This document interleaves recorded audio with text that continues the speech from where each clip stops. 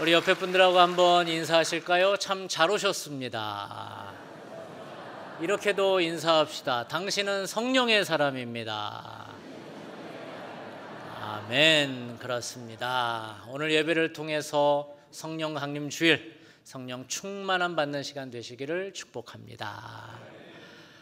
오늘은 성령 강림 주일입니다. 오늘 본문은 성령이 임한 곳, 성령의 공동체가 어떤 곳인 줄을 알려주는 그러한 본문입니다.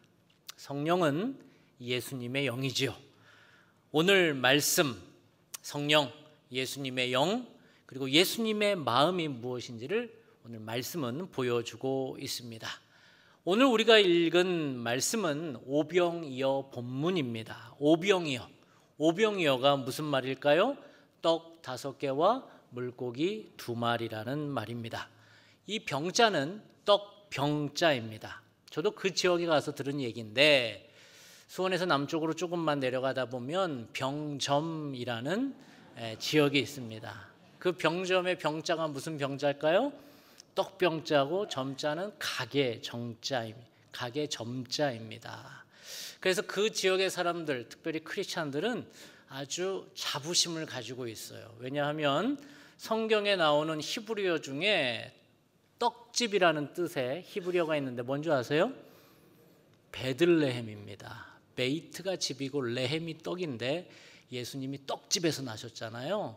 그래서 우리 지역은 예수님의 태어난 집과 같은 곳이다라는 이야기를 하시는데 아주 영적으로 잘 풀어서 해석하신 것 같아요. 병점에서 오신 여러분들을 환영합니다. 오늘 본문 예수님은 이 오병이어 물고기 2마리와 떡 5개로 5천 명을 먹이시고 12광주리를 남기신 이야기가 오늘 본문의 이야기이지요. 그런데 오늘 본문이 어떻게 성령 강림 주일과 연관되는 본문일까요? 어떻게 예수님의 마음을 잘 보여준다고 말할 수 있을까요? 2가지로 한번 살펴보려고 합니다. 첫 번째로 성령, 즉 예수님의 영, 예수님의 마음은 늘 약자에 가 있음을 보여주는 본문입니다. 이것이 성령의 사람의 특징입니다. 성령의 사람은 늘 소외되고 혼자 있고 외로운 사람의 친구가 되어줍니다. 거룩한 영이 가득하신 예수님, 성령으로 충만하신 예수님은 늘 약자의 편이 되어 주십니다. 아픈 자를 보면 당신이 더 아파하셨습니다. 우리 34절을 함께 읽어볼까요? 예수께서 나오사 큰 무리를 보시고 그 목자 없는 양 같음으로 인하여 불쌍히 여기사 이에 여러 가지로 가르치시더라. 아멘. 이 불쌍히 여기는 마음, 긍휼함이 기적의 시작이 되었습니다. 성령 공동체는 이렇게 약자를 긍휼히 여기는 마음, 즉 약자를 중심에 둔 공동체가 성령 공동체입니다. 여러분, 몸의 중심이 어디인 줄 아세요? 몸의 중심. 어떤 사람은 머리를 중심이라고 생각합니다. 어떤 사람은 심장을 중심이라고 생각하는 사람이 있어요. 또 어떤 분은 가운데 있으니까 배꼽이 몸의 중심이라고 생각하기도 합니다. 그런데 몸의 중심은 머리도 심장도 배꼽도 아니라 몸의 중심은 아픈 곳이 중심입니다. 박노해라는 시인은 이렇게 이야기합니다. 몸의 중심은 심장이 아니다. 몸이 아플 때 아픈 곳이 중심이 된다. 인간의 존엄성이 짓밟히는 곳, 이 순간 그곳이 세계의 중심이다. 정말 그렇지 않습니까? 몸의 중심은 아픈 곳입니다. 제가 어느 날 서류를 정리하다가 이 종이가 손끝을 이렇게 벤 적이 있습니다. 그리고 집에 가서 안 하던 설거지를 하는데 물이 닿을 때마다 베인 손끝이 어떻게 돼요? 아픈 거예요. 온몸이 다 어디를 집중하고 있어요?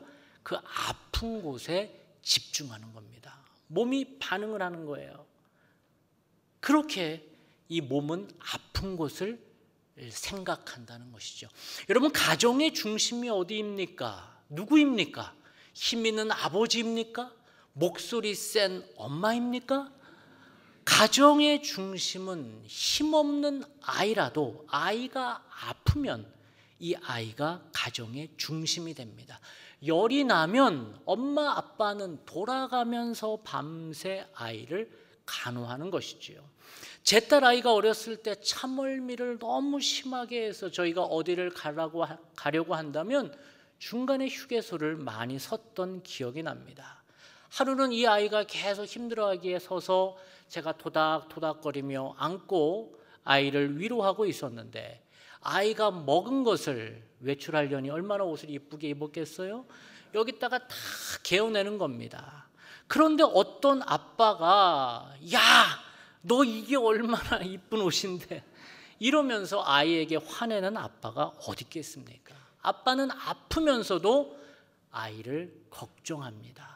움직이지 않고 오히려 아이가 불편할까 봐 더 안아줍니다. 왜냐하면 아빠에게 중심은 아픈 아이이기 때문입니다.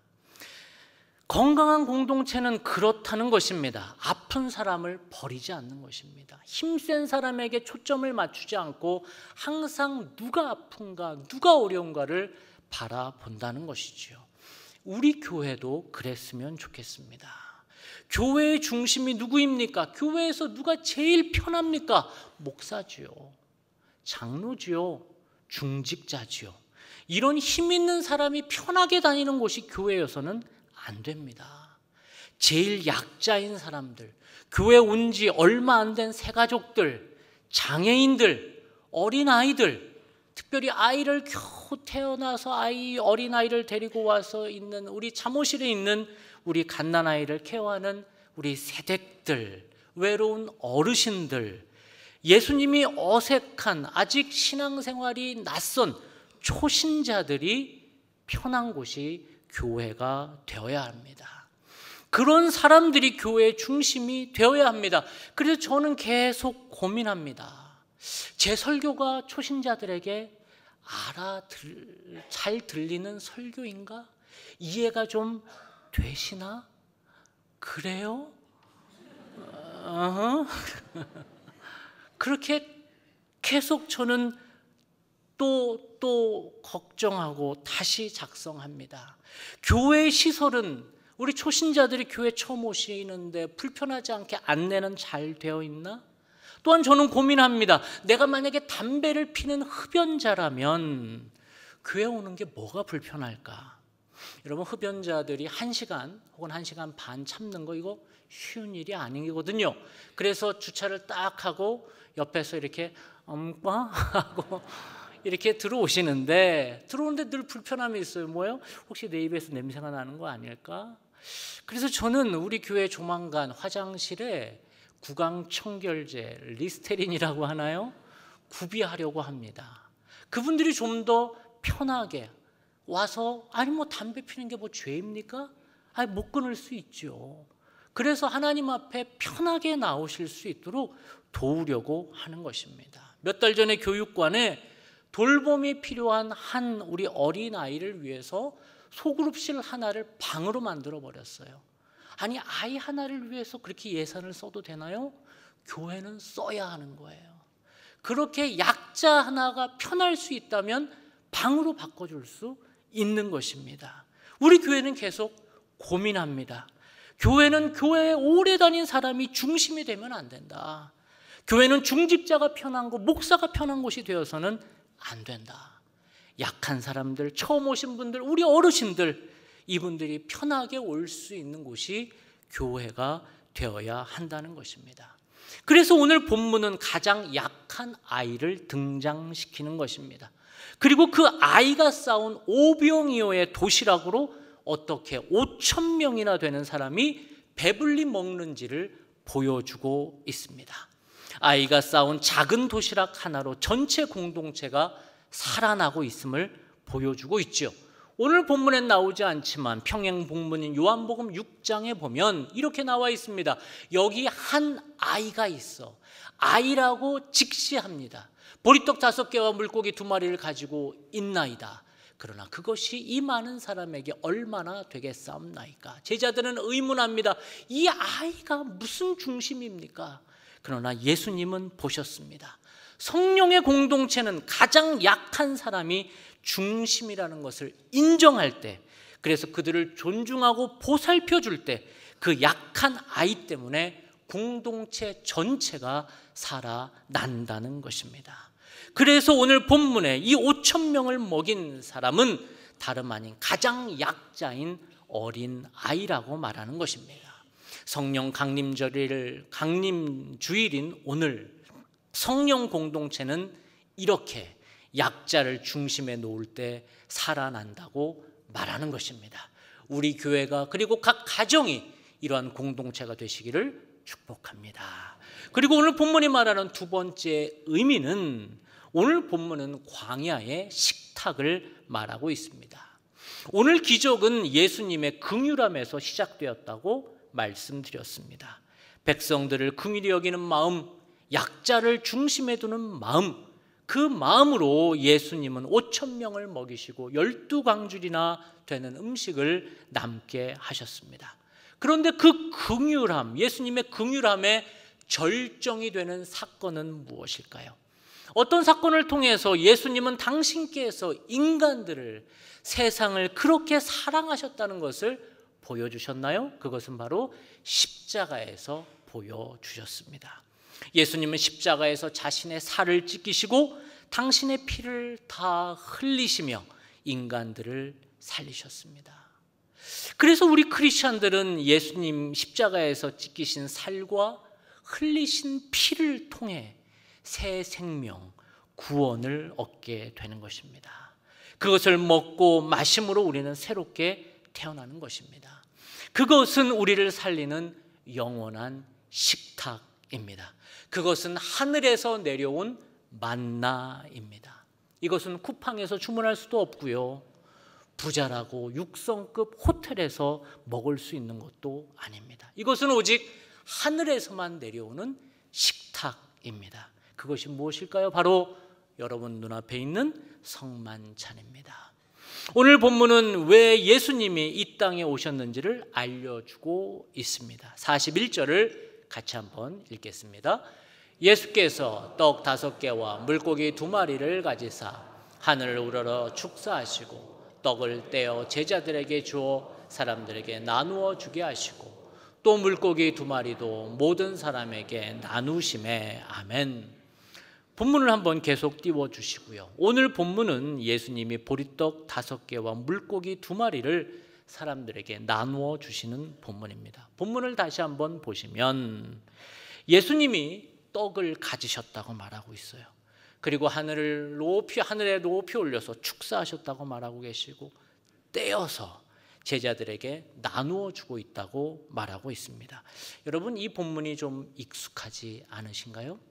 이 본문을 어디서 볼 수 있었던 본문입니까? 바로 예수님이 잡히시던 날 밤, 죽기 전날 밤, 제자들과 함께 마지막 성만찬을 할 때의 내용과 똑같습니다.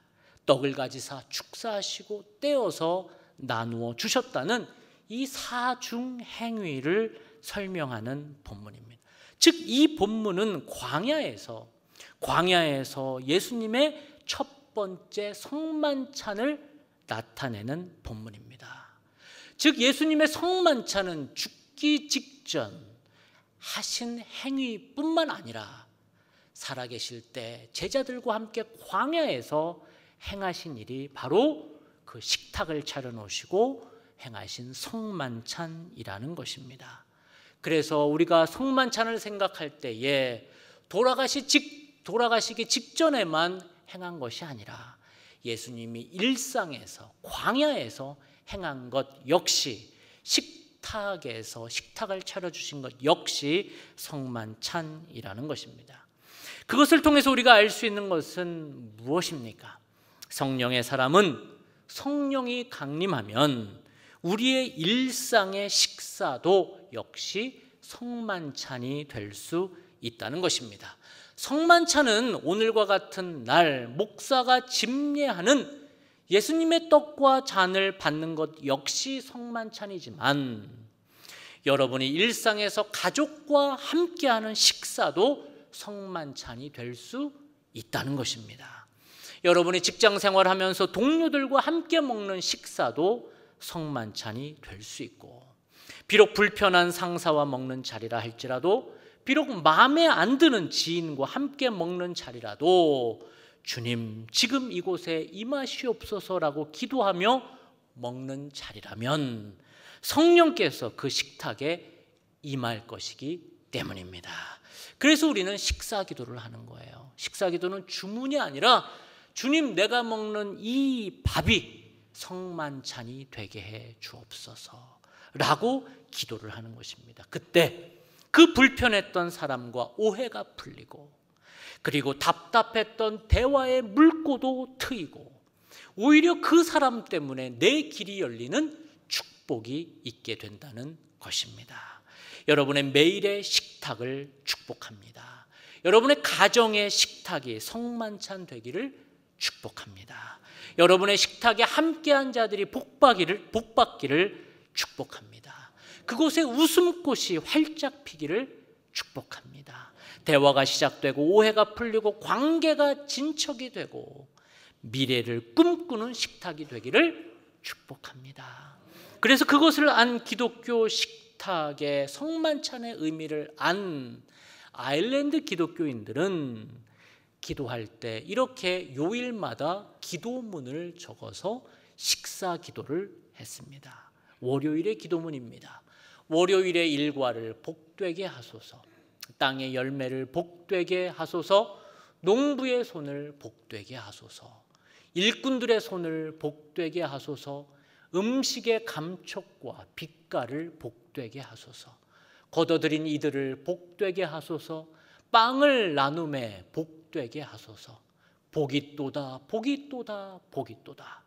모든 식탁마다 계신 그리스도, 내 곁에 계시고 내 뒤에 계시고 내 주위에 계시네. 이 빵을, 식사를 나눔 속에. 아멘. 이렇게 매일의 식탁이 성만찬이 될 수 있습니다. 예수님은 비록 광야에서 초라한 식탁을 차려주셨지만 그 식탁은 십자가에서 흘리는 영원한 빵과 피의 상징이 되었습니다.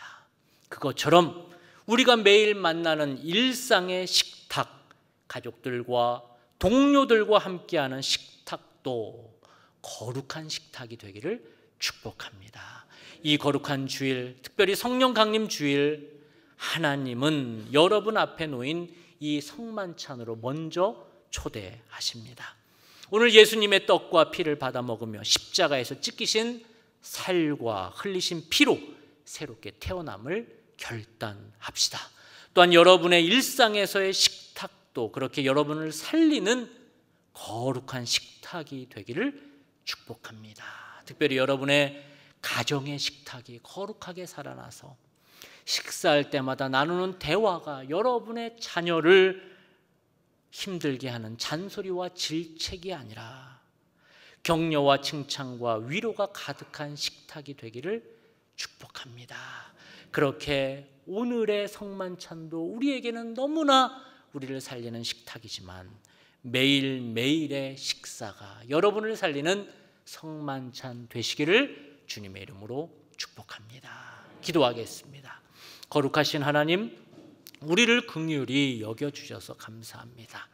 십자가에서 쏟아주신 그 피와 살로 우리를 살려주셔서 감사합니다. 그 은혜를 오늘 성만찬에서 보여주셔서 감사합니다. 그런 식탁을 매일 우리의 일상에서 경험하게 하시고 식탁에서 함께하는 모든 식구들이 예수님을 만나고 고백하게 하옵소서. 예수님의 이름으로 기도합니다. 아멘.